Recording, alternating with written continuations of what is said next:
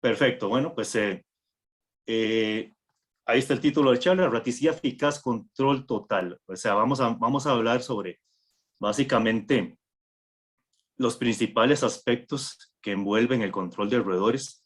Eh, Como ya lo dijo Enrique, eh, mi labor es funcionar como gerente o business manager para todo lo que es Latinoamérica. O sea, yo cubro desde México hasta Argentina, pasando por el Caribe y Centroamérica. Así es que eso es un territorio bastante grande y pues nada, estoy a las órdenes de ustedes para cualquier consulta que pueda surgir a través de la disertación. Igual vamos a dejar las consultas para el final y, y vamos a ir paso a paso en todos los aspectos que queremos cubrir el día de hoy. Muy bien, vamos a dar inicio. Pues bueno, yo tengo ya casi 7 años de trabajar para Bell Laboratories, es una compañía estadounidense, estamos ubicados en Windsor, Wisconsin. Es una compañía que ya tiene 47 años de brindar herramientas para el control de roedores y básicamente parte de lo más importante de la compañía es que tenemos el expertise únicamente en esta, solo controlamos roedores y pues eso nos ha dado, como bien lo dijo Enrique, un liderazgo importante en lo que es la industria para control de plagas y específicamente en lo que es roedores básicamente. Muy bien. Esta es pues un croquis o una foto de nuestras nuevas instalaciones en Windsor. Realmente son más de 92,000 metros cuadrados en donde pues tenemos todo lo que es el área de producción, de despacho, logística.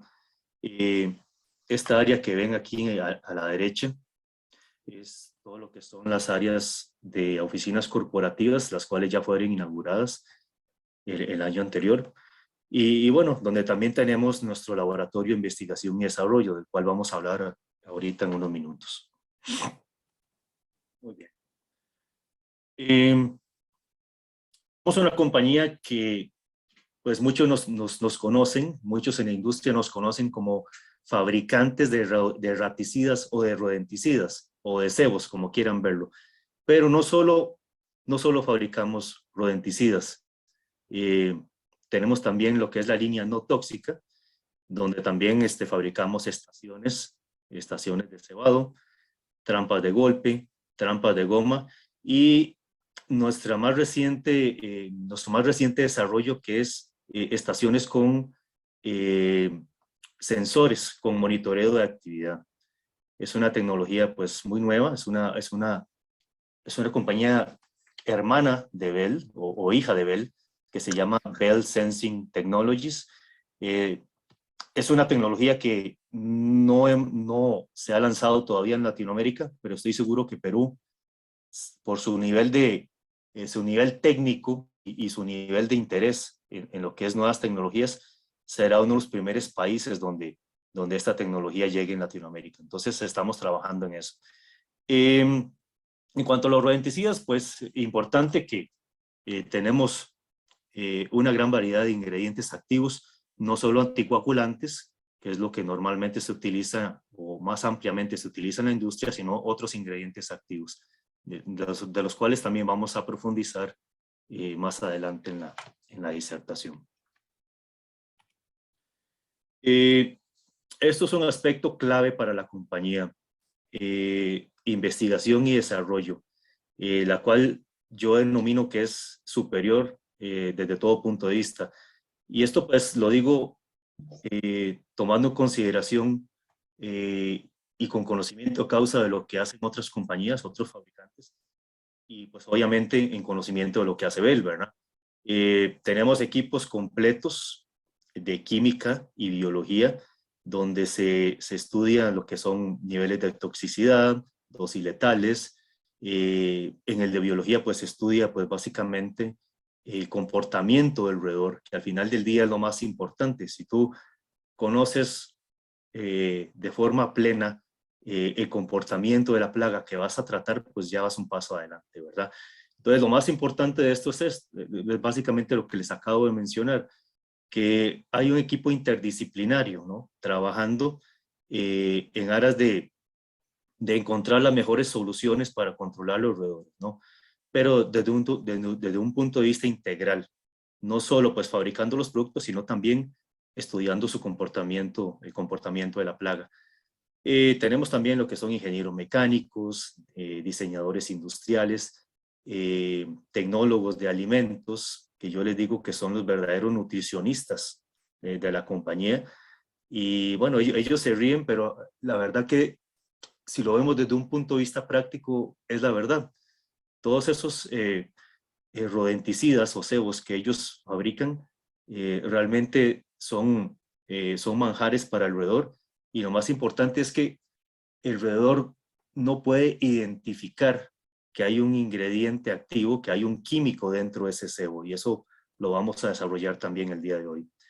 Y bueno, un aspecto importantísimo es que realizamos exhaustivas pruebas de laboratorio y de campo también antes de sacar al mercado nuestros productos. Y eso lo digo no solo para el caso de los rodenticidas, sino también para el caso de todos los productos de índole no tóxico. Okay. Entonces yo quiero iniciar ya en materia el día de hoy con dos conceptos muy interesantes, el comensalismo y la sinantropía.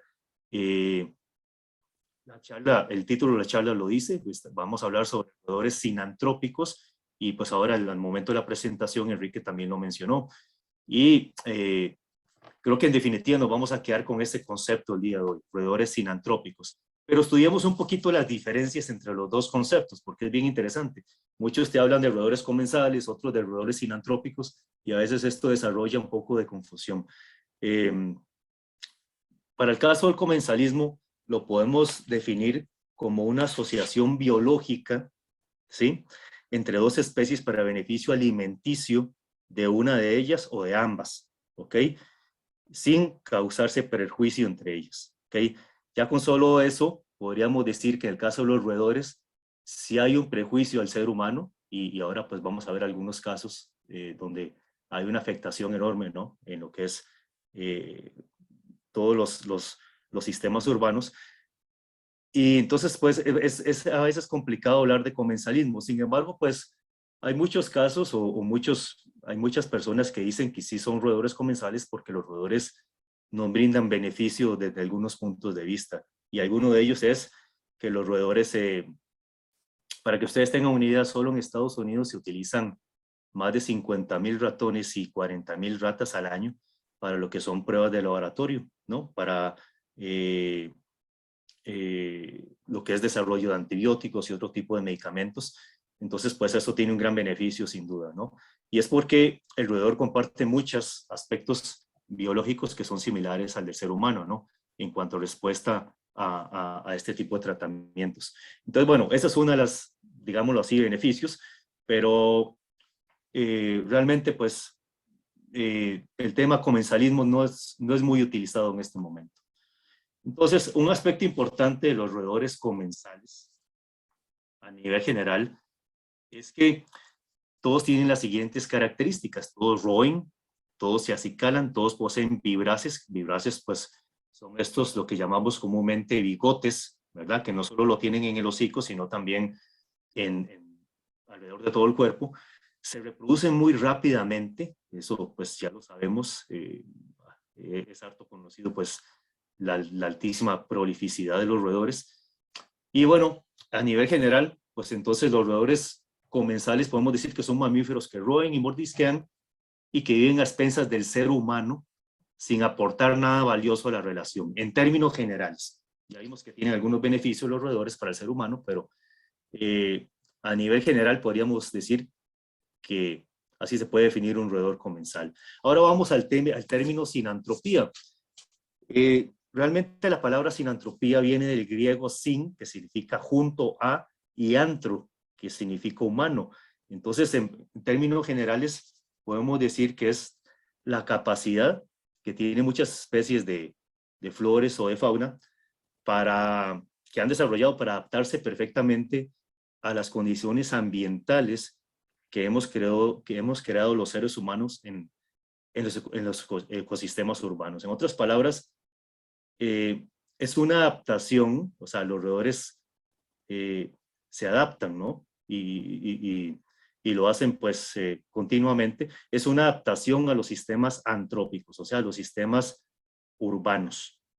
Y pues yo creo que esa, desde un punto de vista práctico, se acerca más a la realidad, el término sinantrópico. Sí, es lo que vamos a desarrollar en el resto de la disertación del día de hoy. Igual, si alguien pues, piensa que son roedores comensales, también está bien, y de hecho en muchas ocasiones lo hemos dicho, porque es una cuestión de puntos de vista también. Entonces, un breve repaso, así muy rápidamente, porque esto es algo que ustedes deben de conocer muy bien. Entonces, aquí voy a ir un poco más rápido. El origen geográfico de los roedores sinantrópicos. Bueno, la rata noruega básicamente tiene su origen en China. Y desde ahí pues emigró hacia Europa, ingresando básicamente por Rusia, que es un país que muchos no queremos que sea pronunciado en estos momentos, lamentablemente, con todo lo que está ocurriendo. Y bueno, desde allí logró emigrar hacia América por medio de embarcaciones, ¿no? Es lo que dice la historia. En el caso de rata de techo o Ratus ratus, su origen es básicamente en la India y parte de Malasia, ¿verdad? Y ahí logró colonizar pues, prácticamente todo el mundo. Y el ratón doméstico tiene su origen en la India, ¿verdad? Es interesante cuando digo la India, porque en la India, no sé si ustedes sabían, pero hay varios templos que son sagrados, donde los roedores son sagrados, digámoslo así. Entonces tienes que quitarte los zapatos para poder ingresar y ves miles de roedores ahí comiendo realmente muy bien y los tratan como reyes, ¿verdad? Entonces es algo bien interesante, lo que son las diferencias de las culturas, ¿no? Pues obviamente estoy seguro que yo y algunos otros exterminadores no seríamos muy bien recibidos en ese templo, sin duda. Vaya. Hablemos un poco sobre algunos aspectos del ciclo de vida de las ratas. En este caso tenemos aquí una comparación de la rata noruega y la rata de techo. La esperanza de vida es muy similar, muy parecida, aproximadamente 18 meses. Eso va a depender mucho, por supuesto, del ambiente, ¿no? En el cual esté desarrollándose el roedor y su colonia. Y bueno, está harto sabido que el ser humano es el que provee de todos estos aspectos alrededor, ¿no? Y lo que es el refugio, lo que es el agua, el alimento. Nosotros somos los proveedores. Entonces va a depender mucho de ese ambiente. Aproximadamente la rata noruega va a dar aproximadamente unos 9 descendientes por camada. En el caso de la rata de techo son 7, ahí hay una diferencia. El periodo de gestación es similar, de 22 a 23 días. Las camadas por año, en el caso de la rata noruega, son de 4 a 7 y rata de techo de 4 a 6.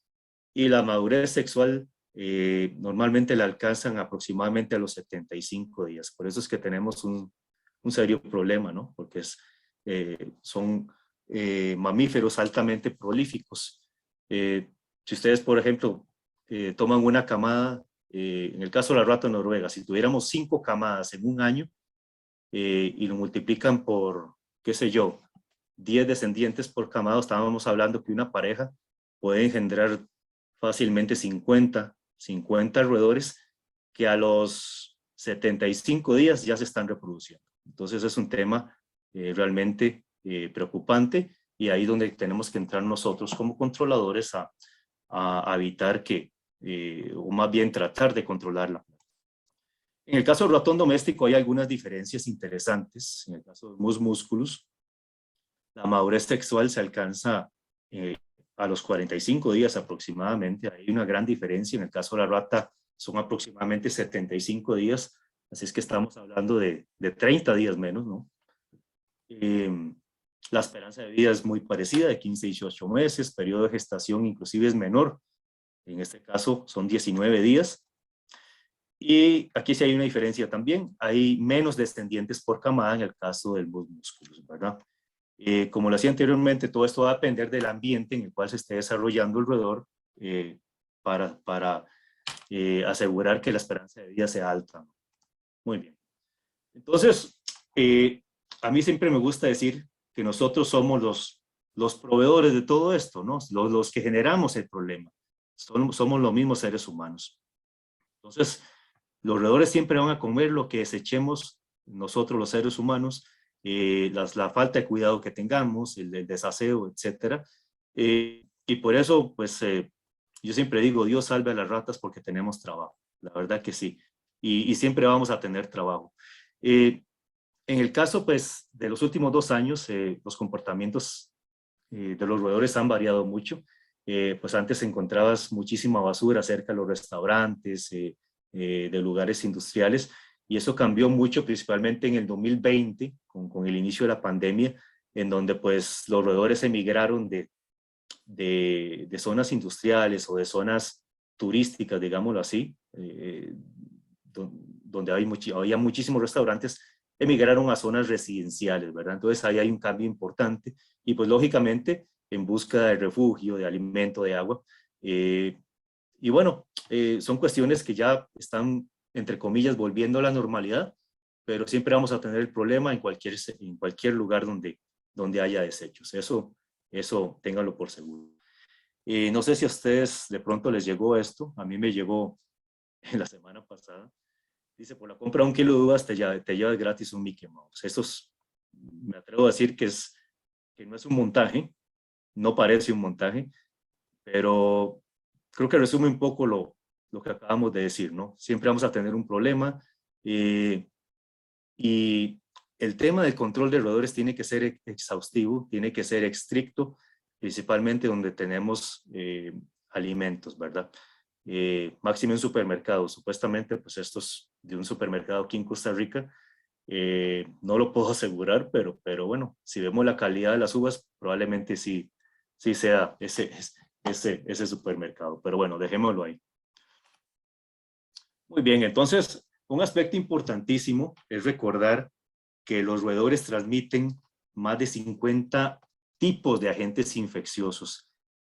Lo interesante de esto es que cada año se descubren más, ¿verdad? Algunos son de origen bacterial, como la famosa plaga, ¿no? Que mató más de la tercera parte de la población europea en el siglo XVI. Por ahí tenemos también la salmonenosis, tenemos la de origen rickettsial, donde tenemos el tifus, 2 tipos de tifus que tenemos ahí enlistados. Lo que son los de origen helmíntico y protozoo, ¿verdad?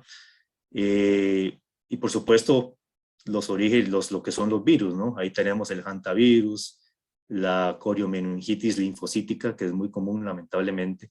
Y bueno, no nos extrañemos que en un futuro también puedan transmitir el coronavirus. Eso, pues, obviamente es una mera especulación, pero el tema de los roedores es crítico. Y bueno, tenemos el asma, ¿no? Eso es importante. Lamentablemente en el mundo cada vez hay más personas asmáticas. Es una cuestión pues, que estaba leyendo el otro día. Y también estaba leyendo que mucha de esa asma es producida por la orina de los roedores, por sus desechos, por los mismos pelos de los roedores que podemos aspirar sin darnos cuenta, porque muchos son diminutos, ¿no? Entonces, eso es importante tenerlo en consideración en el momento que estamos haciendo una inspección, ¿no? Siempre tratemos de utilizar el equipo adecuado para protegernos, no solo en los ojos, sino también en la nariz y en la boca, porque en muchos casos, principalmente casos que están oscuros, donde no podemos visualizar bien hacia dónde vamos y qué es lo que nos vamos a encontrar, lugares que son polvosos, donde eventualmente pues, puede haber mucha suciedad, puede generarnos ese inconveniente, ¿verdad? Entonces, tengámoslo en consideración. Un aspecto importante que quiero recordar, de pronto ustedes ya lo saben, es sobre la contaminación de los alimentos. Los roedores contaminan 10 veces de lo que comen Entonces, pues, si tomamos en consideración el consumo de alimento promedio de una rata, eh, podríamos decir que puede consumir de 11 a 13.6 kilos de alimento al año. Normalmente, y si tuviéramos 100 ratas, estamos hablando de 1 a 1.4 toneladas al año, en el caso de 100 ratas. Pero bueno, eso multipliquémoslo por 10 para extrapolar lo que sería cuánto de esos alimentos estaría contaminado. En este caso serían 14 toneladas que podrían estar contaminadas por una población de 100 ratas. O sea, estamos hablando de 14 toneladas, eso ya es dinero, ¿no? Entonces, el tema es crítico porque normalmente cuando yo llego a una industria alimenticia a hacer una inspección, pues normalmente me encuentro que hay inspecciones bravas, severas, y mentiras que vamos a tener 100 ratas, o sea, vamos a tener una cantidad superior, y a veces pues es una combinación de ratus, de ratus novérgicos y músculos, o sea, tenemos de todo. Un tema interesante es que se estima que los roedores dañan más del 20% de la reserva de alimento anualmente. En términos prácticos, si no hubiera roedores, no existiría hambre en el mundo. Bueno, aunque esto es controversial porque siempre, lamentablemente, el ser humano es poco solidario y bueno, aunque hubieran roedores, siento que no debería haber hambre en el mundo, ¿no? Deberíamos de compartir con los que menos tienen. Pero bueno, de eso se trata. Daños estructurales. Esto es harto sabido también. Se estima que el 20% de los incendios causados que no tienen origen conocido son debidos a roedores que roben los cables. Y esto es básicamente porque hay una teoría que dice que los roedores, al ver los cables eléctricos, lo asemejan mucho con ciertos tallos que ellos pues mordisqueaban cuando vivían en el campo, ¿no? Hace algunas centurias atrás. Entonces, tiene lógica que eventualmente pues vayan a considerar que los cables eléctricos se asemejan mucho a los tallos y por eso es que los roben, ¿verdad? Puede ser, es solo una teoría, pero a mí pues la verdad que sí me da cierta lógica. Y bueno, y ahí ven que todavía existen casos en el mundo donde sigue ocurriendo este tema, ¿no? Donde los roedores son los que generan los cortocircuitos y por ende los incendios, ¿no? Entonces, por supuesto que tener cuidado. Entonces yo siempre digo que a nivel general debemos evaluar siempre todos los factores de riesgo y eso viene de un concepto que se denomina manejo integrado de roedores. No vamos a hablar de todo ese sistema el día de hoy por una cuestión de tiempo y de enfoque, pero para recordarlo, pues básicamente el manejo integrado de roedores pues tiene varios pasos. Número uno, es realizar una buena inspección. Segundo, utilizar todo lo que son los métodos de exclusión. En lo que es métodos de exclusión, pues básicamente va a eliminar lo que es charrales, todo lo que es árboles cerca de las instalaciones, porque los árboles son escaleras perfectas para ratus. Entonces, pues, a pesar de que nos gusta mucho ver los árboles y que son decorativos y pues el árbol es sinónimo de vida o las plantas, pues en el caso de la plaga de roedores no es para nada beneficioso, así es que es algo que tenemos que considerar, ¿verdad? Número 3, ya iría lo que es todo lo que es el mecanismo de cebado y trampeo. Luego, como punto 4, lo que es reducción y control de la población. Y como punto quinto y final es monitoreo y mantenimiento durante todo el año. Entonces, todos estos 5 pasos engloban lo que es el manejo integrado de roedores. Y repito, es algo que tenemos que hacer de una manera cíclica, porque mientras de pronto decimos que ya se controló la plaga de roedor, ellos se están reproduciendo en sus madrigueras y pronto van a volver. Entonces, eso es algo que tenemos que controlar y monitorear durante todo el año. O sea, no podemos dormirnos en los laureles porque pronto vamos a tener una plaga nuevamente. En el caso de la lámina de la izquierda, o de la foto de la izquierda, aquí teníamos, como ya les dije, el problema de los árboles. teníamos un serio problema de rata de techo, y por aquí en los respiradores teníamos un problema también, que no se utilizaron los métodos de exclusión y no se taparon los huecos adecuadamente. Perdón. Entonces por aquí estaba también ingresando la colonia de ratas, ¿verdad? Entonces tener en consideración todos estos aspectos. Otros casos, pues obviamente los huecos en las paredes, aquí también se puede ver la contaminación de parte pues del roedor, ¿verdad? Que son lo que es el sebo con S, ¿verdad? Que es una combinación entre suciedad y grasa del roedor, ¿verdad? Que nos dice pues por dónde está pasando. Lo que son celosías abiertas, lo que son las tejas, no sé cómo le llaman en el Perú, aquí le llamamos tejas, techos con tejas, también en mal estado, con huecos, ¿verdad? Mal ubicados. Y bueno, esto es algo muy común, ¿no? Lo que es dejar mucho espacio entre la parte inferior de la puerta y el piso. Ya sabemos que el roedor, pues, su músculo esquelético o su estructura ósea le permite pasar muy fácilmente por debajo de muchísimas estructuras.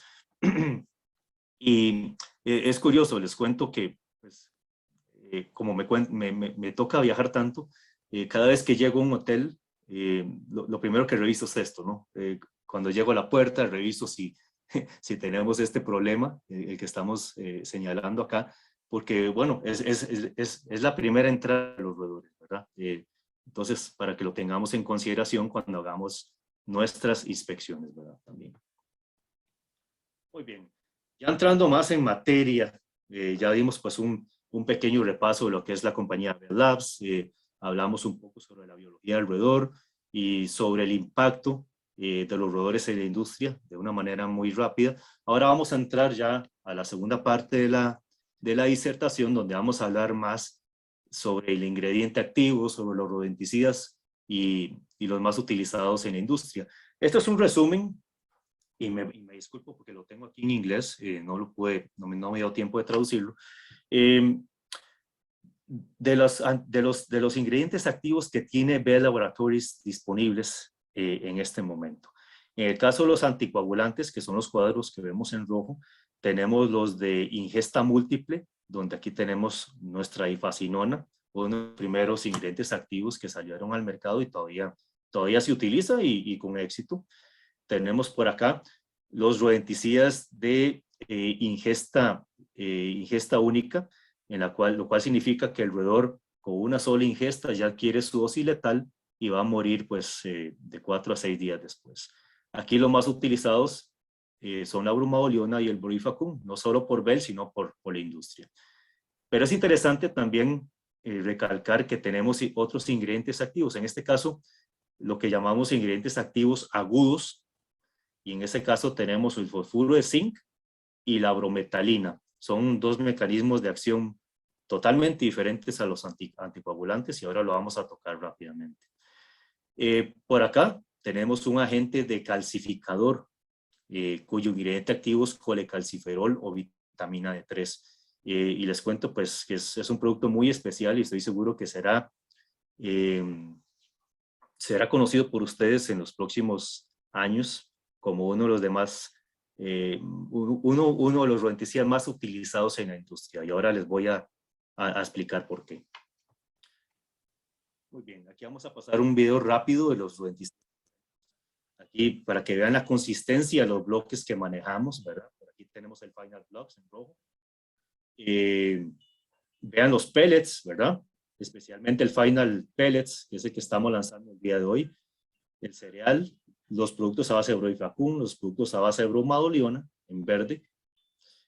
Y pues básicamente todo el menú que ofrecemos a la industria. Realmente son muchos ingredientes activos y como ustedes pueden visualizar, son muchas las formulaciones también. Tenemos bloques, tenemos pellets, tenemos cereal, tenemos soft bait, tenemos un cebo líquido que no aparece ahí en el video. Y lo más importante de esto es que seguimos innovando y seguimos trabajando nuevas alternativas o herramientas para que ustedes puedan realizar su trabajo adecuadamente al momento de aplicar el concepto de manejo integrado de roedores. Muy bien. Entonces, aquí vamos a hacer un pequeño repaso sobre los rodenticidas. Ok, primero vamos a hablar sobre los rodenticidas crónicos. Y básicamente los crónicos, por crónicos entendemos básicamente los anticoagulantes. En este caso, los que tenemos en el mercado son el Contract y el Final. Y en el Perú, pues, tenemos fuertemente el Final Blocks, en presentación de 10 gramos. El que ven en la foto es de 20 gramos, que es el tamaño original, pero en el Perú lo tenemos en 10 gramos. Y tenemos también por acá el Final Pellets, que con mucha alegría, debo decir, y mucho orgullo, que lo estamos pues, lanzando el día de hoy en esta presentación, ¿verdad?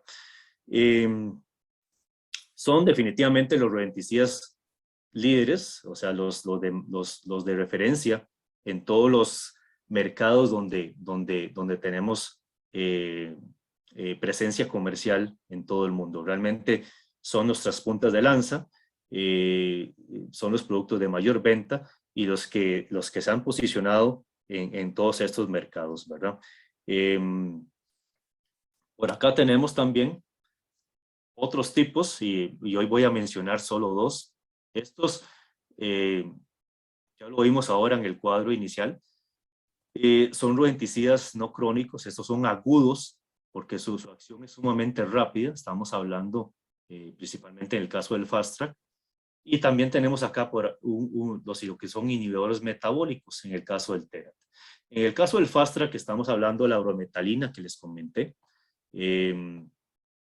trabaja muy diferente a una bromadoliona o un brodifacum, que son anticoagulantes, porque en el caso de la brometalina, que es el que tenemos acá con el Fast Track, lo que hace es bloquear la formación de ATP, que es adenosintrifosfato, que es la molécula de energía de las células. Esto afecta directamente el sistema nervioso del roedor, con lo cual pues interrumpe toda su función vital y el roedor va a morir en cuestión de 12 a 24 horas después de haber ingerido su dosis letal. Por eso es que es agudo, es un rodenticida al igual que el fosfuro de zinc, que trabaja muy rápido y básicamente es para hacer un knockdown, o sea, para bajar población de forma acelerada y pues luego seguir controlando con anticoagulantes de pronto en el programa de manejo integrado de roedores.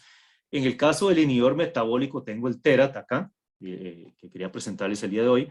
Es el que vimos que tiene el colecalciferol o vitamina D3 como ingrediente activo, por eso el nombre del producto, TERAT D3.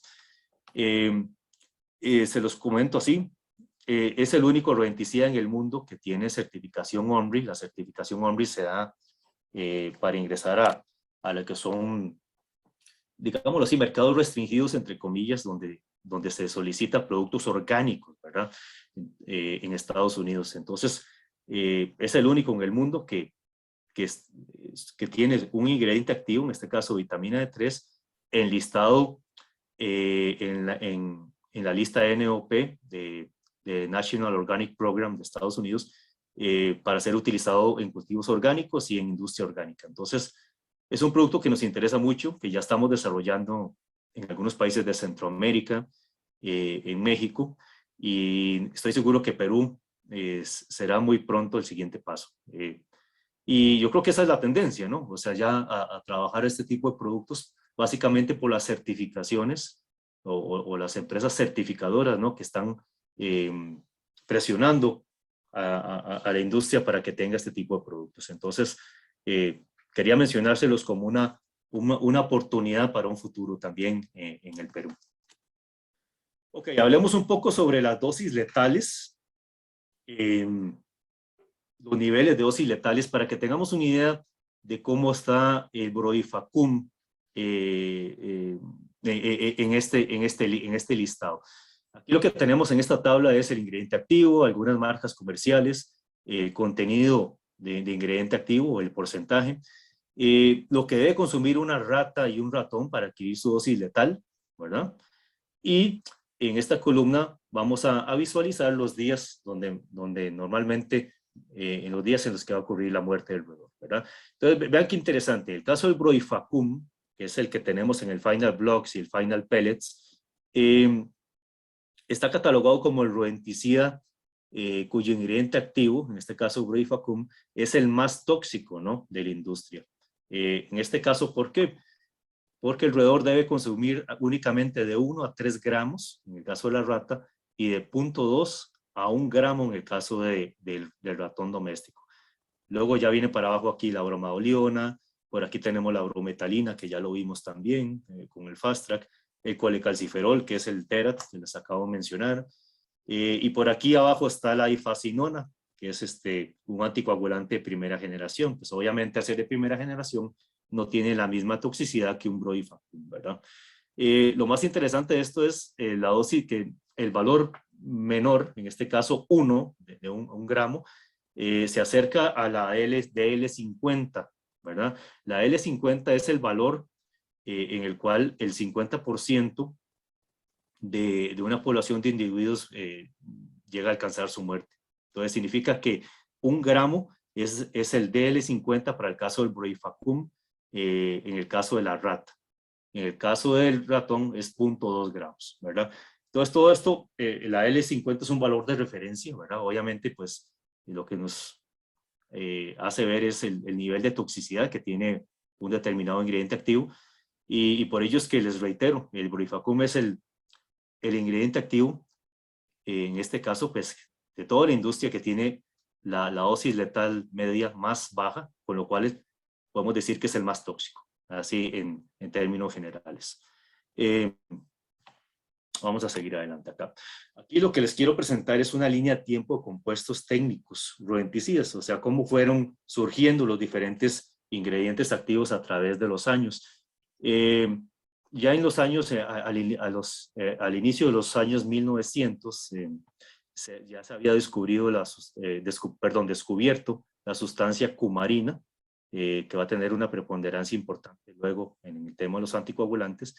Ya en 1937 teníamos la presencia del colecalciferol o vitamina D3, no como rodenticida, pero sí para ser utilizado en seres humanos como complejo vitamínico. En 1948 se descubre la famosa warfarina. Pues ahora vamos a ver cómo surgió todo este tema de la warfarina. Y ya en 1952 teníamos la ifacinona. Vemos que aquí se podría decir que hay un antes y un después de 1948, y que aquí es donde inicia propiamente dicho la industria de los rodenticidas con la creación de la warfarina. Luego tenemos en el 56 al cumatretalil, que seguía siendo todavía un anticoagulante de primera generación. Y aquí hay un cambio importante. En 1975 surge el difenacum, en el 76 el Brodifacoum, y en el 76 también la bromadoliona. Aquí básicamente estamos hablando de anticoagulantes de segunda generación. Son anticoagulantes más tóxicos, de acción más rápida, y pues por ende mucho más efectivos que los de primera generación, ¿verdad? Luego vino la brometalina, que es el Fast Track que les mencionaba anteriormente, la granada de mano. El Flocumafen en el 84 y la difetialona en el 86. Básicamente es para que tengamos una idea en nuestra mente de cómo se fueron desarrollando ingredientes activos a través de los años. Muy bien.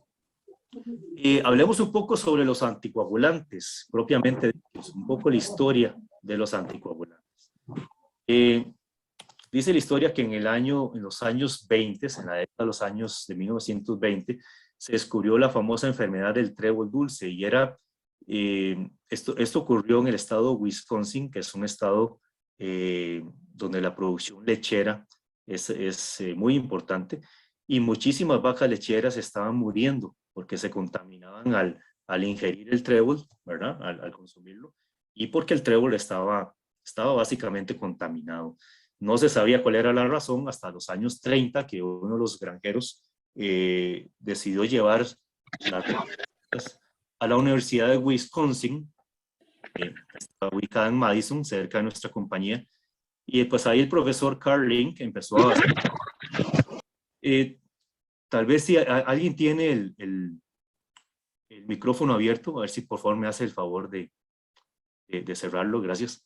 Entonces el profesor Kalin, que empezó a trabajar en esto, en investigar qué era lo que estaba ocurriendo, y descubrió que la sustancia cumarina, al ser contaminada con el moho o con los hongos, se transformaba en un compuesto llamado dicumarol. Y pues ahí podemos decir que estuvo el origen de todos los rodenticidas, porque todos los anticoagulantes son derivados del dicumarol, ¿verdad? Entonces, ¿qué pasó luego? Eh, el dicumarol se patentizó al inicio de la década de los 40, y pues el profesor Kalink, como buen investigador, siguió trabajando muy fuertemente con este compuesto, derivando pues muchísimas sustancias de este compuesto, del dicumarol, y particularmente descubrió que la sustancia derivada número 45, creo que era la 45 o la 50, era particularmente muy tóxica para los roedores con el que él estaba experimentando en el laboratorio. Y adivinen cuál era esa sustancia, la famosa warfarina, ¿no? Entonces, pues, esto, como lo veíamos anteriormente, la warfarina fue patentizada en 1948, ¿verdad? Y ya pues es harto sabido el día de hoy, que es un compuesto que es muy utilizado en lo que es tratamientos humanos. Y bueno, de ahí vinieron pues todo el desarrollo de los anticoagulantes que vinieron después, ¿verdad? Recordemos que la warfarina fue patentizada en el 48 y ya en el 52 teníamos la ifazimona, ¿verdad? Muy bien. Entonces, en el caso de los anticoagulantes, ¿qué es lo más importante? ¿Cuáles son las características de un anticoagulante? Pues básicamente mata al roedor evitando que la sangre coagule, como su nombre lo dice. Y el tema aquí importante es, al evitar que la sangre coagule, vamos a tener una serie de pequeñas hemorragias o microhemorragias en el organismo del roedor, hemorragias internas, pues obviamente va a interrumpir sus funciones metabólicas y su funcionamiento normal, provocándole la muerte, ¿verdad?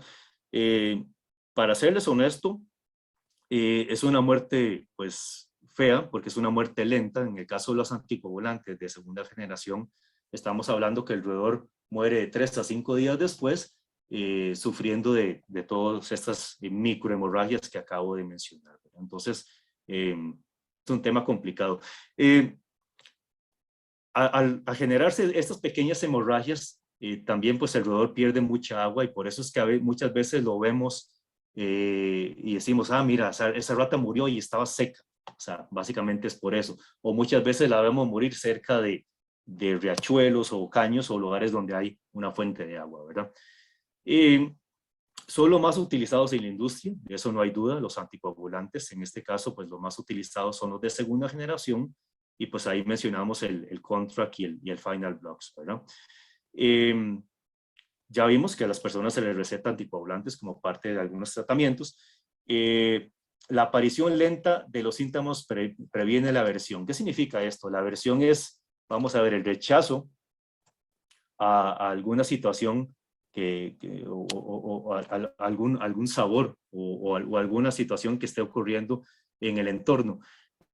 Entonces, al roedor identificar que pues básicamente el otro miembro de la colonia está muriendo 3 a 5 días después, pues básicamente no le da tiempo para tomar aversión, ¿verdad? Entonces, eso nos da una gran ventaja al momento de controlar toda la colonia. Y bueno, ya sabemos que la vitamina K funciona como el principal antídoto en el caso de los anticoagulantes.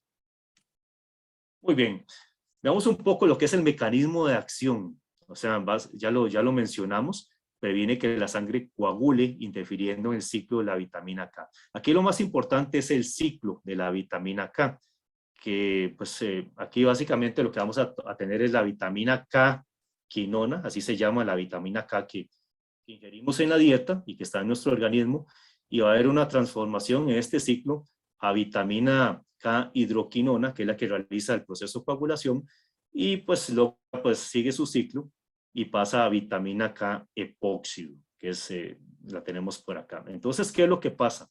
Este ciclo necesita algo para que sea activado, ¿no? Y básicamente eso funciona por medio de una enzima llamada vitamina K epóxido reductasa. Esa es la enzima que se encarga de activar todo este ciclo.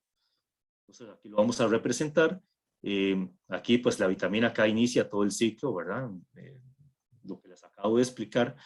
¿Y qué pasa con los rodenticidas anticoagulantes? Ya sea de primera generación o de segunda generación, van a hacer exactamente lo mismo, que es unirse a la enzima que desencadena todo el ciclo de la vitamina K, interrumpiendo la función, ¿verdad? Entonces, eso es lo que van a hacer los anticoagulantes. Aquí se interrumpe la función de la vitamina K epóxido reductasa, con lo cual, bueno, eso es un aspecto importante. Al bloquearse la enzima, entonces pues se bloquea el ciclo, entonces el organismo, el roedor, utiliza todo el anticoagulante, o toda la vitamina K que tenga disponible en su organismo, ¿verdad? Pero ya eso llega a un límite, entonces ya luego lo que pasa es que llega a acumularse la vitamina K epóxido y de aquí ya no puede pasar de este punto, ¿verdad? Porque está bloqueado. Ahí es donde ya tenemos ya las primeras microhemorragias y es donde el roedor va a generarle la muerte, ¿verdad? Entonces, básicamente eso es lo que pasa al utilizar los anticoagulantes en lo que es la industria. ¿Okay? Traté de explicarlo de la mejor manera. A veces estas cuestiones son un poco complicadas, pero en términos generales tengan presente que los rodenticidas anticoagulantes lo que hacen es unirse a la enzima, perdón, que es la que desencadena todo el ciclo de la vitamina, en términos prácticos. Y lo que hace es bloquearla y de esta manera, pues, generando las hemorragias. Ok, hablemos sobre el Brodifacoum rápidamente. Ya lo mencionamos, es el anticoagulante de segunda generación más potente que existe en la industria, de eso no tenemos duda. Veo difícil que se vaya a generar otro más potente que esto en los próximos años, pero bueno, probablemente pues sí sea posible y pues ahora con la tecnología que tenemos es muy factible que pueda haber, no digo pronto, pero tal vez en algún momento otro ingrediente activo más potente que el Brodifacoum. Tiene una larga historia donde se han obtenido resultados extraordinarios en todas las condiciones de campo y en todos los segmentos de mercado. Aquí me refiero básicamente a sistemas urbanos, a sistemas pecuarios, a sistemas agrícolas, ¿verdad? O sea, en todos los segmentos hemos visto resultados extraordinarios con el Brodifacoum. Les cuento, en Estados Unidos somos líderes con este producto, tanto en el segmento urbano como en el segmento pecuario, donde somos muy fuertes en lo que es granjas avícolas y porcinas, ¿verdad? Esto es un poco lo que ya mencionábamos anteriormente. La investigación ha demostrado que con un consumo tan bajo como 1 gramo, o sea, esa es la dosis letal media de bloque o de pellets, el cebo matará a la rata, o sea, en este caso el Final Blocks, y también con un consumo tan bajo como 0.2 gramos, el cebo va a matar al ratón, ¿verdad? Ya sea utilizando Final Blocks o utilizando Final Pellets, cualquiera de los dos. Es exactamente la misma DL50.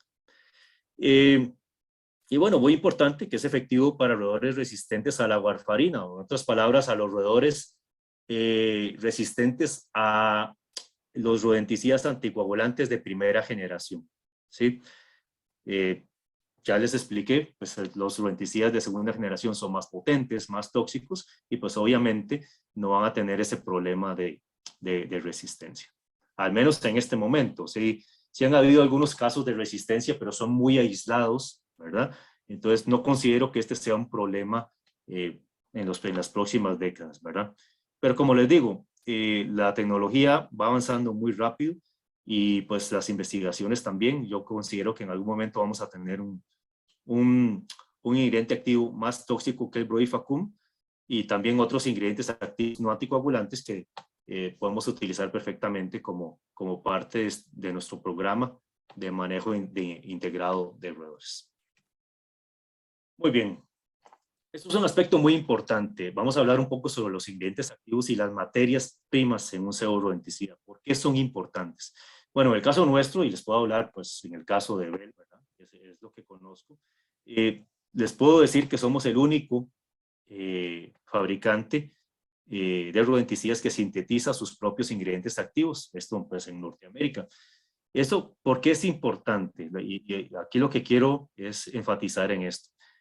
Elimina impurezas y el aseguramiento de la calidad de ese ingrediente activo está al más alto nivel. Entonces, obviamente, pues sabemos que esto es lo que va a matar a la rata, el ingrediente activo. Entonces, necesitamos que sea lo más puro posible. Eso es un aspecto importantísimo. Pero como un aspecto adicional son las materias primas que utilizamos. Nosotros, pues, utilizamos ingredientes activos de altísima calidad, perdón, ingredientes o materias primas de alta calidad, en este caso bolsas, no en bulto, para asegurar que estén totalmente frescos, y todas las compras de estas materias primas se realizan semanalmente, ¿verdad? Aseguramos que sea totalmente fresco.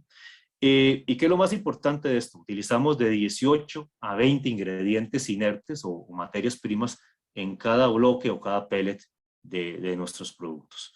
Eso al final del día es importantísimo, porque de nada te sirve tener un ingrediente activo puro, ¿verdad? De excelente calidad, en este caso el Brevifacum, si el cebo no es consumido.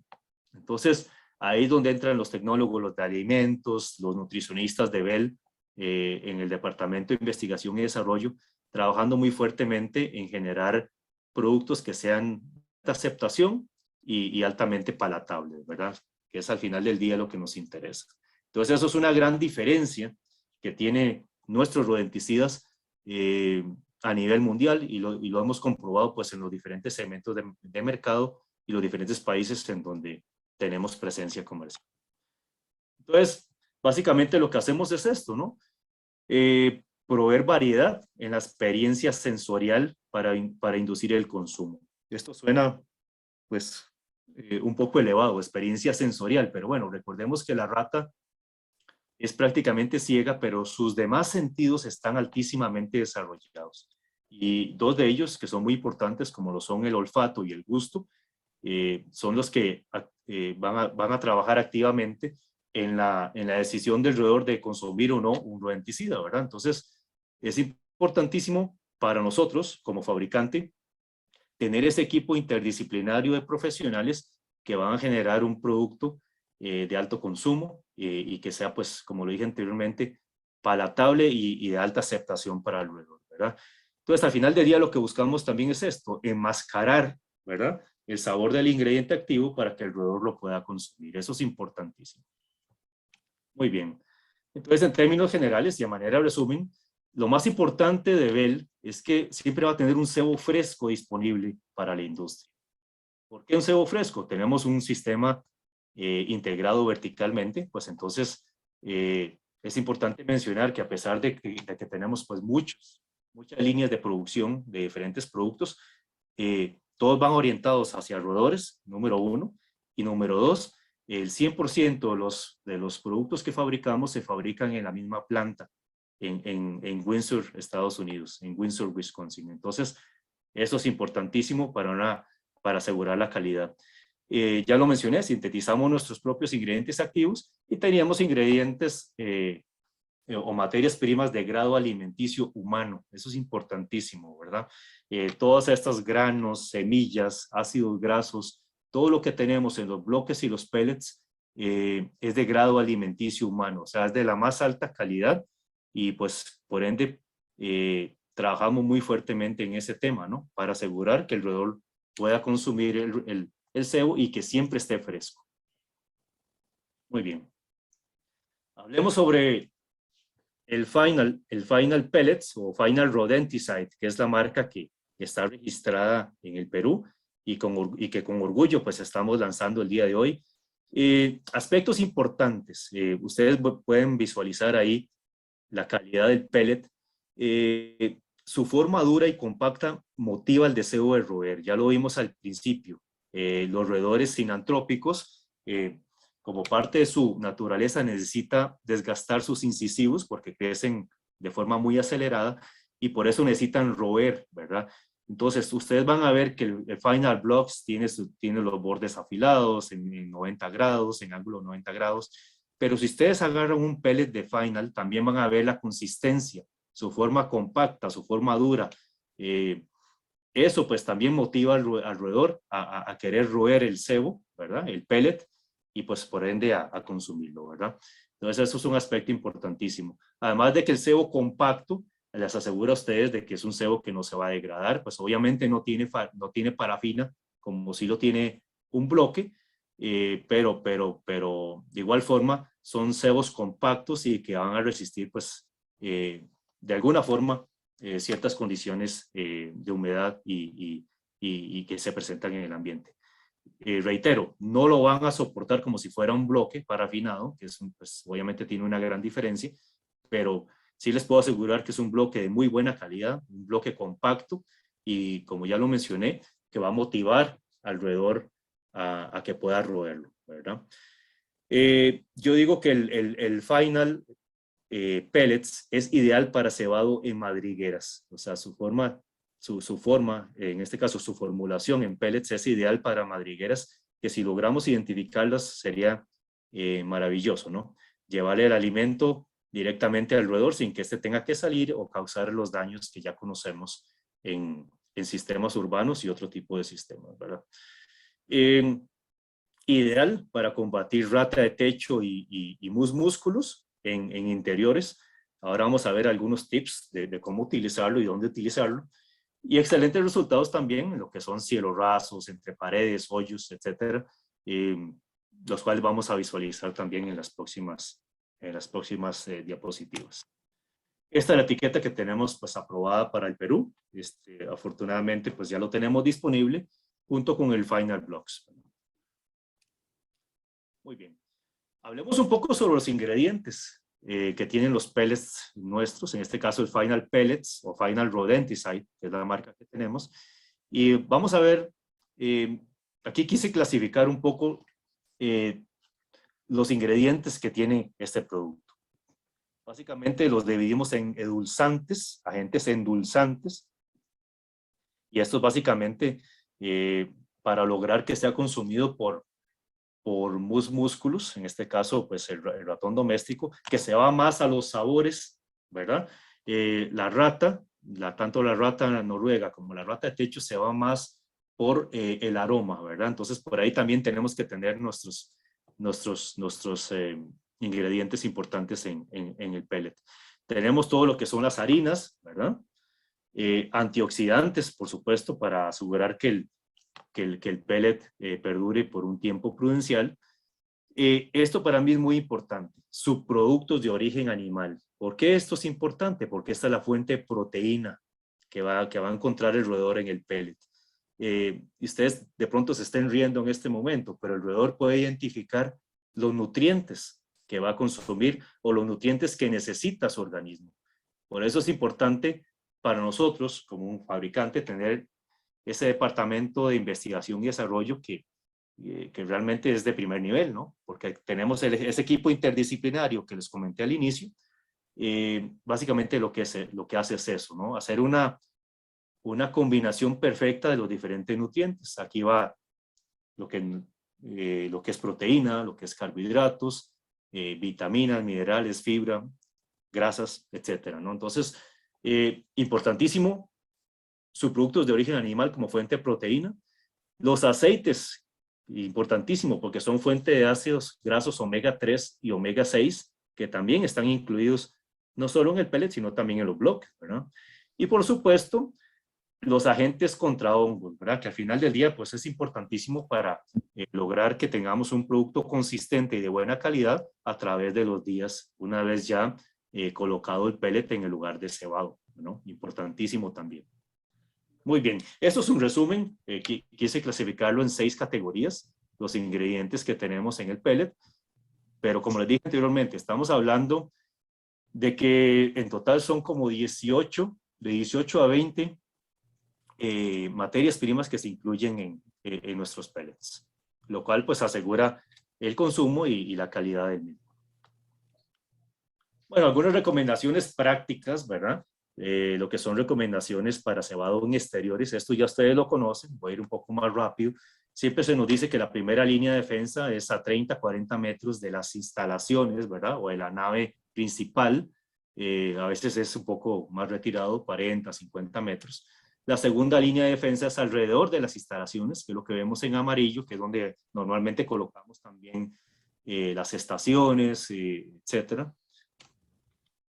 Y la tercera línea, que considero muy importante también, son las madrigueras, ¿verdad? Y al final del día, sería ideal poder utilizar los pellets directamente en las madrigueras. Yo le agregaría un cuarto, que son en los casos en los que podamos cebar dentro de las instalaciones. Eso va a depender mucho del tipo de industria en la que tengamos la cuenta, pero bueno, a veces, en algunos casos es algo que es posible y bueno, pues tenemos que poder aplicar nuestro programa, ¿verdad? En esos casos. Importante hacer un buen distanciamiento en los lugares de cebado, pero eso va a depender mucho del grado de infestación que tengamos y si lo que vamos a hacer es un tratamiento correctivo o preventivo. Entonces, muchas veces yo me encuentro casos donde tenemos un caso severo, pero solo está como localizado en un área determinada. Entonces, ¿qué pasa en esos casos? Utilizo la mayor cantidad de rodenticida en esa área, ¿verdad? Obviamente no descuido las demás, colocamos una cantidad menor de rodenticida en las demás áreas, pero a veces los problemas de roedores son localizados, a veces no, a veces tenemos un problema generalizado alrededor de todas las instalaciones, entonces pues hay que cambiar la estrategia. Lo interesante de esto es que con el tema de los roedores no hay una regla. O sea, realmente pues esto es mucho de prueba y error. Muchas veces iniciamos con una estrategia y pues a los días tenemos que hacer una variación de la misma, ¿no? Y eso es lo que hace apasionante el control de roedores, porque realmente es una cuestión muy dinámica.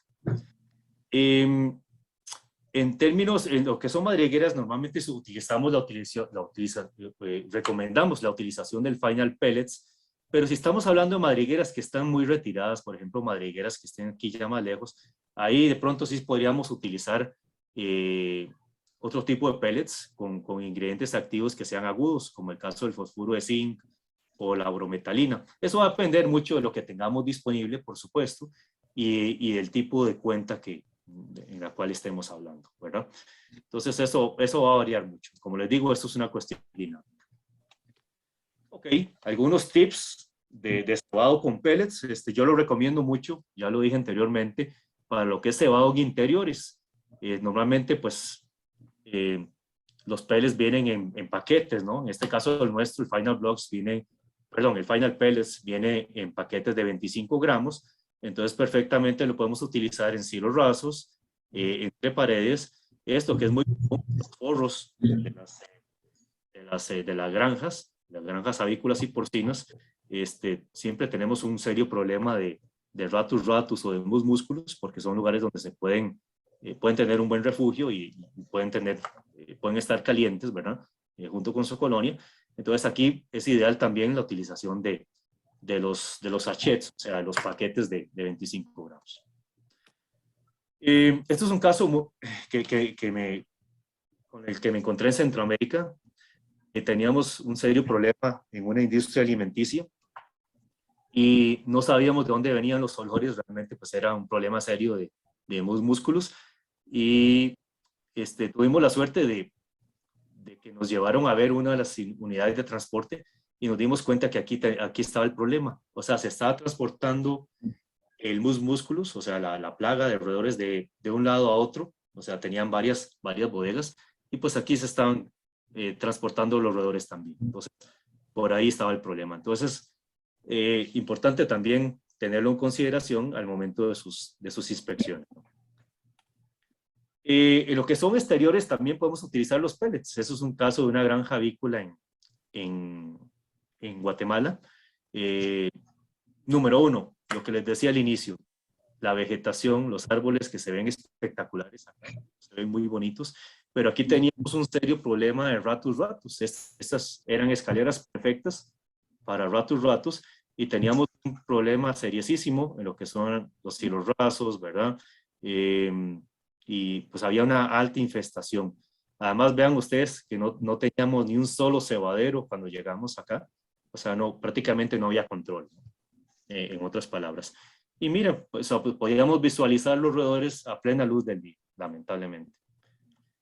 Y bueno, aquí pueden ver parte de los daños que teníamos en esa granja. Aquí decidimos utilizar los pellets en paquetes dentro o sea, los colocábamos dentro de los hoyos. Y bueno, ya después de unas semanas, aquí ya teníamos los primeros resultados. Entonces, aquí en esta granja tuvimos mucho éxito con los pellets. Ok, vamos a lo que son cebados y madrigueras. Creo que en algún momento lo he visto con ustedes en alguna charla anterior. Yo siempre les recomiendo utilizar cebo en bulto. Hay varias técnicas. Muchos utilizan estos cucharones de mango largo.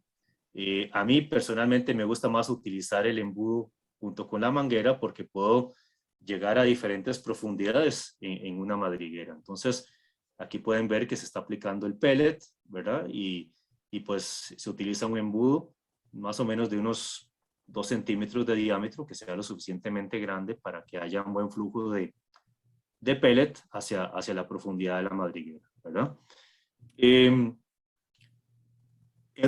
Importante mencionar que se debe cebar al menos a una profundidad de 15 centímetros. Yo siempre recomiendo un poco más profundo, porque no sé si alguno de ustedes ha visualizado, pero normalmente las madrigueras parecen edificios de apartamentos. Entonces, tienen diferentes galerías, por decirlo así, y a diferentes profundidades. Entonces, siempre es importante, yo diría, cebar mínimo una profundidad de 15 centímetros, pero también más profundo, a 20, a 25, a 30, a 35 centímetros, inclusive de profundidad. Lo que yo siempre recomiendo, no utilizar cebo blando o soft bait, bloques dentro de una madriguera, porque el roedor lo va a identificar como un objeto extraño. O sea, aquí lo ideal, como mencioné anteriormente, es utilizar el cebo en pellet, porque tiene son cebos, son cebos pequeños, ¿verdad? Entonces el roedor no lo va a identificar como un objeto extraño. Eso sería lo ideal. Y pues en el campo hemos visto que es lo que mejor resultado nos ha brindado. Hay algunos cálculos para el cebado madrigueras. Me parece que esta también en algún momento la hemos visto en alguna otra charla con ustedes, pero quiero hacerlo a manera de repaso. Esta es una foto cortesía del doctor Rata o el doctor Bobby Corrigan de Estados Unidos. Aquí vamos a visualizar que hay 9 hoyos en esta madriguera. En esta que sí es cortesía de Bell, también hay 9 hoyos, entonces pues básicamente sirve como referencia. Y esta es la estimación. Contamos los hoyos activos sin importar que sea principal o de escape. Miren, en el tema de las madrigueras es realmente impresionante lo que hacen los roedores. Normalmente se dice que hay un hoyo principal, uno o dos hoyos de escape, y hay otros hoyos que normalmente son como para distraer digámoslo así, a los depredadores. O en este caso, pues, otros miembros de la colonia que no sean bien recibidos. Entonces, hay que contar todos los hoyos que veamos activos, ¿verdad? En este caso son 9 hoyos, los que tenemos en ambas fotos. Dice la fórmula que hay que dividirlo por 3 y multiplicarlo por 8. En este caso, nos daría que son 24 ratas en total las que tendríamos presentes en esa madriguera, que es de 9 hoyos, ¿verdad? Damos siempre un rango entre 20 a 30 ratas porque si vemos que el área está muy sucia, normalmente se le suma un 20%, y si vemos que el área está un poco limpia, ¿verdad? Que no hay mucha presencia de suciedad, se le resta un 20%. En este caso, para efectos prácticos, digamos que teníamos 25 ratas, nos multiplicamos por un consumo promedio de 32 gramos de alimento al día, nos da que tendríamos que utilizar 800 gramos distribuidos alrededor de los 9 hoyos que podemos visualizar en ambas fotos. yo utilizaría pues prácticamente, si tenemos 9 hoyos en este caso y nos dice que tenemos que utilizar 800, yo utilizaría 900 gramos y para efectos prácticos utilizaría 100 gramos en cada hoyo de esta madriguera. Recordemos que son 9, ¿verdad? Y recordar nuevamente utilizar la manguera y utilizarlo a diferentes profundidades. Eso es muy importante, ¿verdad? Para que logremos llegar a todos los estratos de la galería. Muy bien, aquí terminamos de hablar de rodenticidas y recordemos nada más rápidamente que tenemos también disponibles herramientas no tóxicas, ¿verdad? Esto va incluido en el programa que les mencioné de manejo integrado de roedores, donde, claro, tenemos la parte química, donde tenemos el Final Blocks, el Final Pellet, pero también tenemos las estaciones, que bueno, que nuestras estaciones tienen certificación Tier 1, que es la certificación más alta en cuanto a calidad y eficacia. Esa es una certificación que da la EPA en Estados Unidos. Y como ven, tenemos diferentes formas, diferentes tamaños, para ratas, para ratón, etc. Tenemos todo lo que es la línea de gomas, de trampas de goma, las trampas de golpe, el Ditex, que es un cebo sin ingrediente activo, que es básicamente para monitoreo y lo que es identificación de la ruta de paso y para ubicar dónde está la colonia. Y el Provoke, tenemos una fórmula para rata y fórmula para ratón. El Provoke se utiliza pues básicamente para colocar junto con la trampa de goma o colocarla en la trampa de golpe también. Funciona como un atrayente, en otras palabras. Entonces esa es la línea completa. O sea, recordemos que esto, en el tema de roedores, no hay que dormirse en los laureles. Ellos se reproducen muy rápidamente y todo esto entra en lo que es el programa de manejo integrado de roedores. Parte tóxica, parte no tóxica. Algunos ejemplos de cómo hemos utilizado las trampas de goma con mucho éxito. Muchas veces se nos dice que las trampas de goma no van a funcionar en lugares donde hay mucho polvo o pues de pronto pues hay mucha suciedad. Pues en estos casos pues sí tuvimos éxito y bueno, también funciona. En este caso pues vemos que hay hasta 4 roedores acá, casi que se fue toda la familia ahí.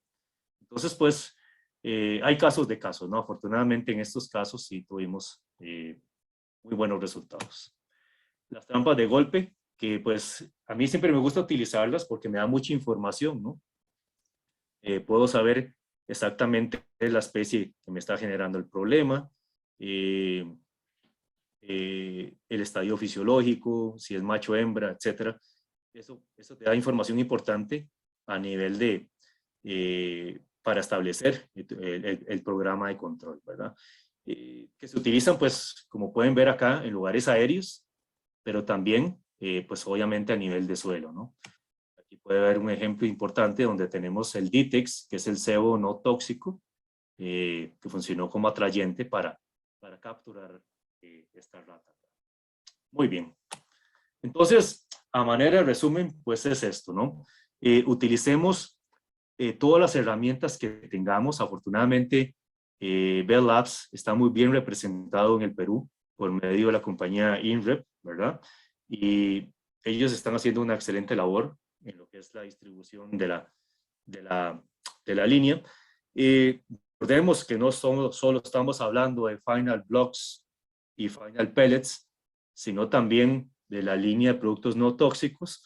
Y pues a manera de conclusión, pues quiero motivarlos a que utilicen los cebos de Bell. Ya me atrevería a decir que la mayoría de ustedes ya conocen el Final Blocks. Entonces los motivo que utilicen el Final Pellets, y es el producto que estamos lanzando el día de hoy. Ya es un producto que tiene ya algunas semanas de estar en el Perú, con la misma eficiencia del Final Blocks, y como ya vieron hoy en la disertación, lo podemos utilizar en otro tipo de situaciones en las cuales no utilizamos el bloque, ¿verdad? Estamos trabajando en nuevas alternativas, no nos vamos a quedar acá, diferentes ingredientes activos.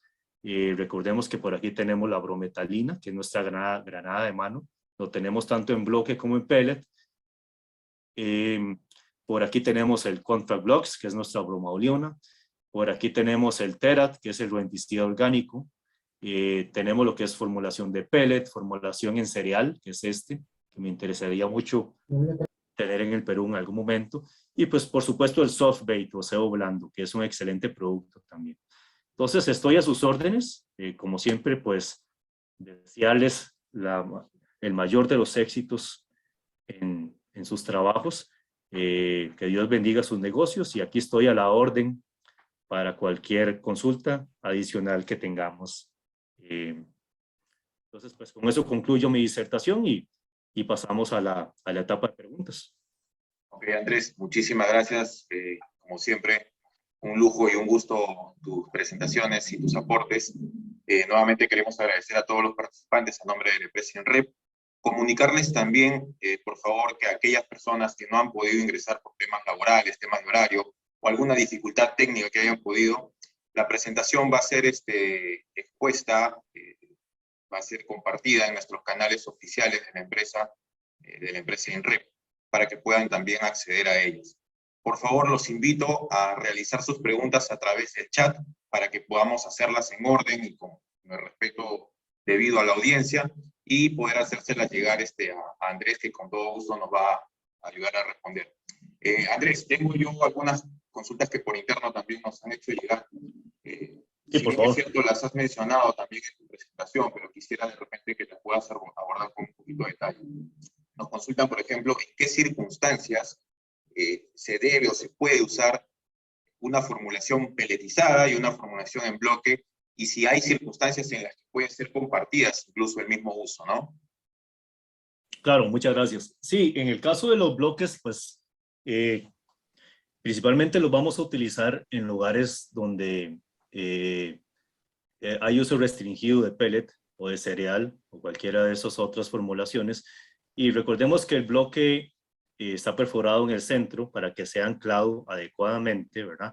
Y pues por supuesto lo vamos a utilizar en una estación de cebado.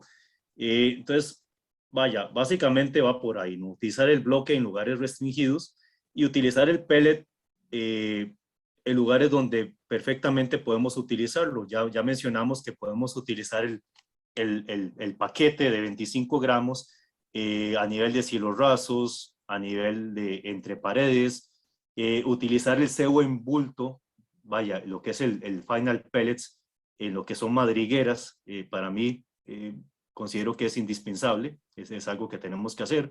Y bueno, ahora que lo mencionaste, sí, perfectamente podemos combinar el uso del bloque y el pellet dentro de una misma cuenta. Va a depender mucho de dónde tengamos el problema de la infestación y cómo podemos distribuir ambas formulaciones, pero es algo que se puede hacer perfectamente de manera combinada. Y de hecho es recomendado también.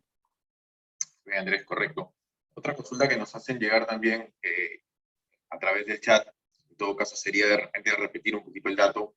Nos preguntan cuál es la cantidad en gramos que se colocaría por madriguera. Creo que hubo una presentación, una diapositiva que lo mencionaba, pero de repente a grosso modo nos pueden repetir. Sí, la cantidad va a variar, la cantidad de pellet va a variar de la cantidad de ratas que tengamos, ¿no? Entonces, la fórmula lo que dice es que cuentas la cantidad de hoyos activos, ¿verdad? En el ejemplo que vimos, había 9 hoyos activos. Dice la fórmula que tienes que dividirlo por 3, entonces eso nos daría 3 y luego se multiplica por 8. Eso totaliza 24. Significa que en ese ejemplo específico que vimos el día de hoy, donde había 9 hoyos, en esos 9 hoyos, en teoría hay 24 ratas.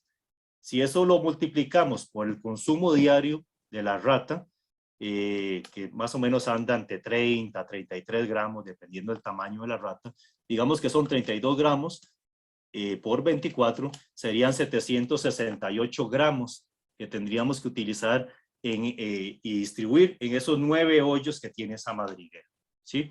Y repito, ahí lo ideal es utilizar cebo perdón, el final pellets, pero utilizando la manguera para que podamos llegar a diferentes profundidades. Eso es muy importante. Correcto.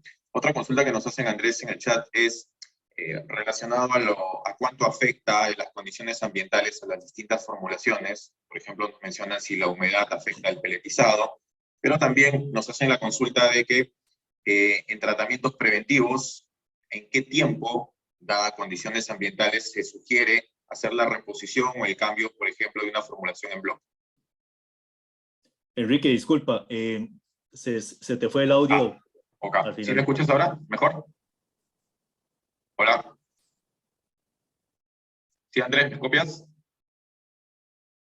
No, no te puedo escuchar. Yo no sé si los demás escuchan. Sí, nosotros escuchamos. Sí.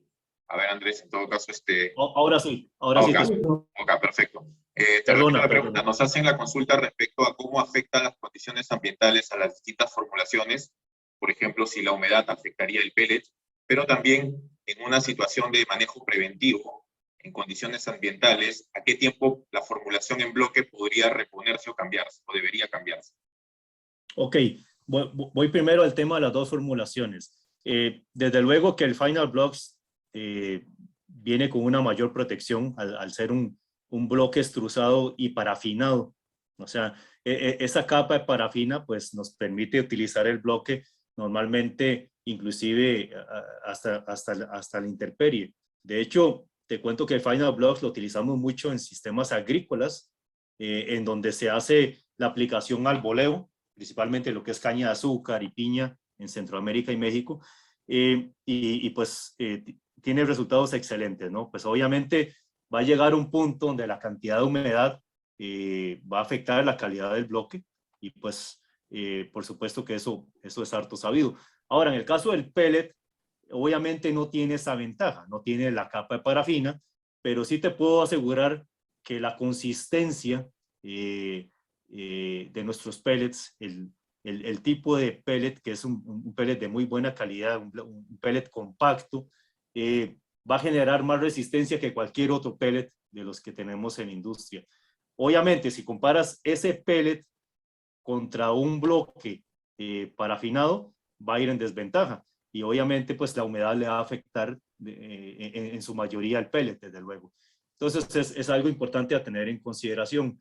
Ahora, volviendo al tema del bloque y volviendo a tu pregunta, aquí la clave es asegurar que el cebo esté fresco, ¿sí? Entonces, en nuestras condiciones, al menos en Centroamérica, que son condiciones tropicales donde llueve muchísimo, ¿verdad?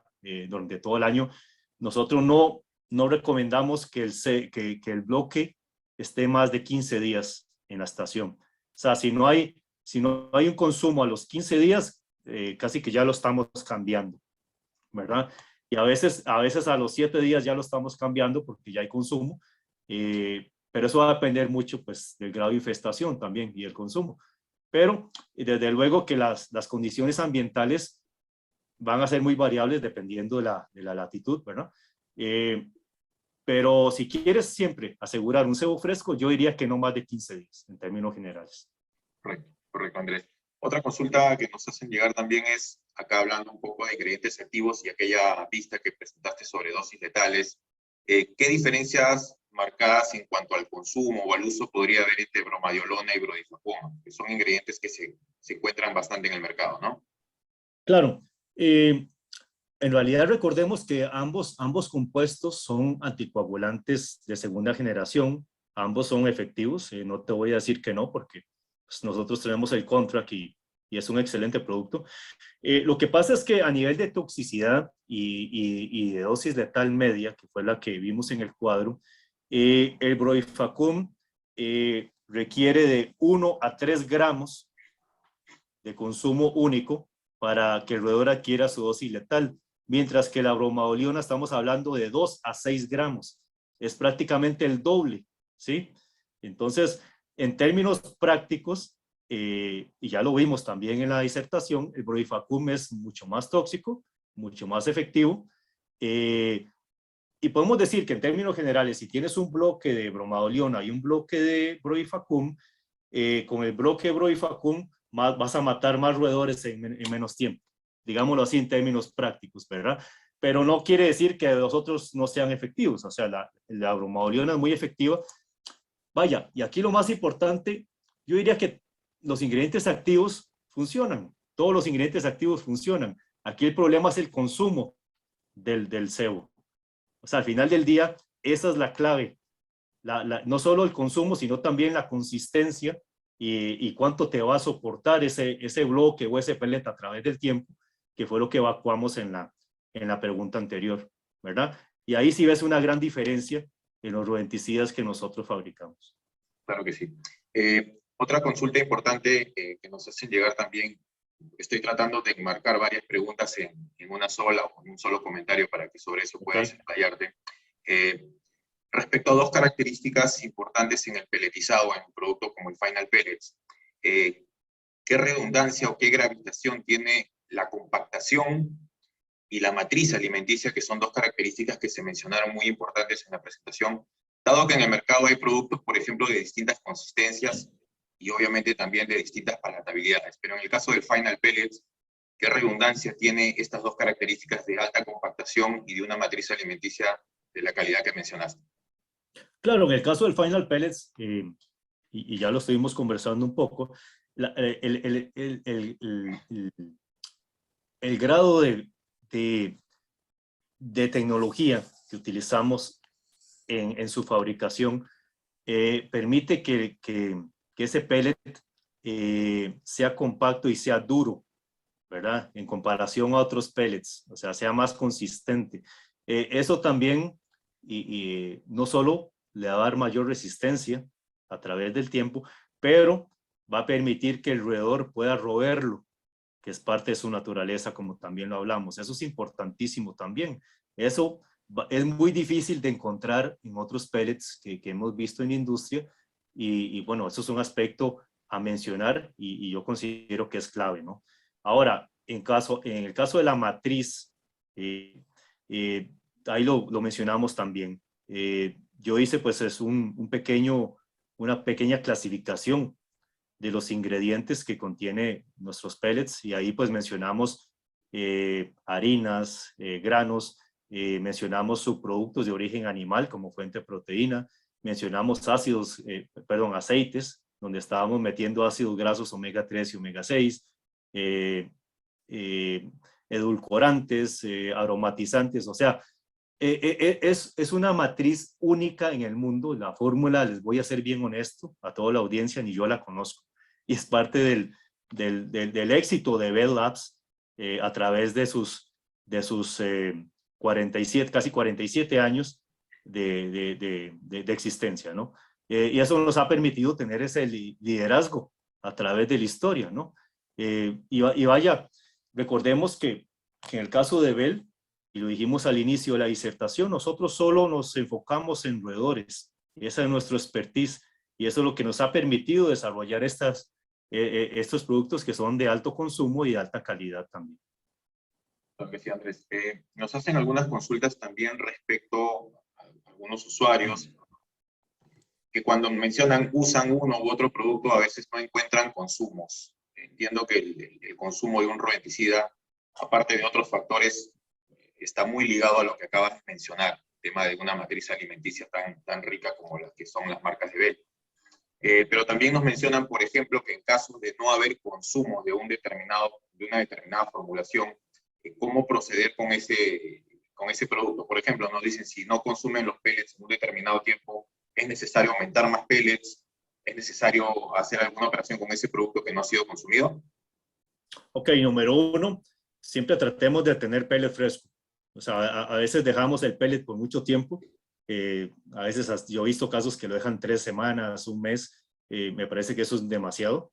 O sea, no dejemos pasar más de 15 días. Estoy de acuerdo. A veces hay casos que yo llamo retadores, o sea, que son complicados, porque así es la plaga de los roedores. Y yo lo mencioné. Muchas veces generamos una estrategia y tenemos que variarla, ¿no? Tenemos que modificarla, porque en el tema de roedores es mucho de prueba y error, es algo muy dinámico. A veces, pues sí, no tenemos consumo al inicio, pero tenemos que ser consistentes, tenemos que continuar con la frecuencia de cebado. En algunos casos, yo he visto que pues, muchos controladores utilizan pues, sus ingredientes adicionales para asegurar que que los rodenticidas sean un poco más palatables y bueno, está bien, yo digo que está bien. Al final del día, esos ingredientes adicionales que utilizan junto con el rodenticida aseguran que haya un consumo de parte del roedor, pues está bien, yo creo que es válido, ¿no? En un mundo ideal, no debería ser necesario, al menos con nuestros rodenticidas, pero reitero, hay casos muy retadores en los cuales pues el roedor, por ejemplo, una fábrica de alimentos que tiene sus nutrientes ad libitum, o sea, a libre voluntad, y como yo lo mencioné, los roedores saben dónde hay más proteína, dónde hay más carbohidratos, dónde hay más fibra, vitaminas, minerales, así es que esos son los casos que yo llamo retadores y pues ahí sí hay que hacer algunas variaciones dependiendo de lo que tengamos en disponibilidad en su momento. Correcto, Andrés. Creo que justamente, si me permites ahondar un poquito en el comentario, ante esos casos retadores, ante esas circunstancias, creo que queda muy claro que productos que disponen de una matriz alimenticia variada y de la más alta calidad, obviamente favorecen y garantizan un mejor consumo. Correcto. Una consulta que nos hacen acá también en el chat es, en condiciones de obra pública, infestaciones de ratos norbergicus, la consulta es si es que la recomendación es, ahí ya creo que es el tema de mecanismo de acción, si es anticoagulantes o algún otro mecanismo de acción de rodenticida, ¿no? Ok, a ver si te entiendo la pregunta. Si recomiendan el anticoagulantes en sistemas urbanos. Sí, en trabajos de obras públicas, alcantarillado seguramente, o es más efectivo algún otro mecanismo de acción, un rodenticida con otro mecanismo de acción. Eso es una excelente pregunta, pero de hecho te comento que eso va a depender de cada caso. Te cuento que, por ejemplo, mis compañeros de Bell que trabajan en Estados Unidos hacen muchas campañas de ratización, por ejemplo, en Nueva York, que tú sabes que es una de las ciudades donde hay mayor población de roedores en el mundo, y se ha tratado de controlar de muchas maneras, pero siempre hay mucha población, porque hay muchísimo desperdicio, es lo que yo mencionaba al inicio. Entonces, esas campañas de ratización funcionan, pero bueno, al tiempo pues ya tenemos un problema nuevamente. ¿Y qué hacen mis compañeros? Pues básicamente nosotros tenemos un bloque, un super bloque, que es más o menos de unos 200 gramos, bastante grande, y lo que hacemos es que lo anclamos o lo enrollamos con dos alambres en las alcantarillas y así es como hacemos las campañas de ratización. Y es un super bloque de anticoagulante de segunda generación, en este caso bromodoleona o Contract. Pero también hemos utilizado muchísimo el Final Blocks en alcantarillas, en lo que son los subways, ¿verdad? Junto con las estaciones. En algunos casos hemos utilizado pellet también, dependiendo, donde no hay presencia cerca de restaurantes o demás, o donde haya presencia de seres humanos, ahí ha funcionado muy bien. Pero volviendo a la pregunta, también hemos utilizado ingredientes activos no anticoagulantes. Hemos utilizado el Fast Track, que es la brometalina, que perfectamente pues ahí puedes hacer un knockdown de una manera un poco más acelerada. Recordemos que el mecanismo de acción es diferente al de un anticoagulante, mientras que un anticoagulante mata al roedor 3 a 5 días después. El caso de la brometalina, estamos hablando de 12 a 24 horas después. Entonces, ahí hay una diferencia importante. Pero sí se pueden combinar y perfectamente se puede utilizar en sistemas urbanos, digámoslo así. Claro que sí, Andrés. Ya algunas preguntas finales. Ya viendo el tema de las labores o de los servicios de control de plagas, de rotizaciones, ¿qué tan relevante y qué tan importante es, tanto en el servicio como en el costo de un programa de derratización, el uso de un rodenticida con las características de alta palatabilidad, de buena formulación, y que, bueno, muchas veces no es el de elección por temas, no necesariamente son los rodenticidas más económicos o los menos costosos, pero ¿qué tanto impacto tiene la elección de un buen rodenticida en un programa de ratización, en un servicio de control de roedores? Ok, gracias por la pregunta. Yo diría que es clave. O sea, mira, a mí me toca ver desde México hasta Argentina, pasando por el Caribe y Centroamérica, y es una pregunta que me hacen mucho. Y mira, me he encontrado casos y he llegado a la conclusión de que no, definitivamente, aquí lo más importante es utilizar lo mejor que tengas. O sea, el producto que te dé la mejor matriz alimenticia, entre comillas, para el roedor, utilízala. El costo es cuestión secundaria, porque a través de todos estos países me he dado cuenta que de pronto el costo de un rodenticida al final del día no representa más del 12% de los costos de un controlador de plagas. Porque básicamente lo más importante es el servicio a nivel de costos, ¿no? ¿Qué es el problema de esto, Enrique y compañeros? Que si utilizas un rodenticida que no te va a funcionar, al final del día vas a tener que hacer una segunda visita, una tercera visita.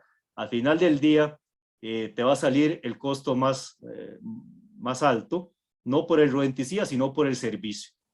Entonces, asegúrate de ir con el mejor producto que tengas a mano, con la mejor asesoría y con el mejor respaldo que te da la compañía fabricante.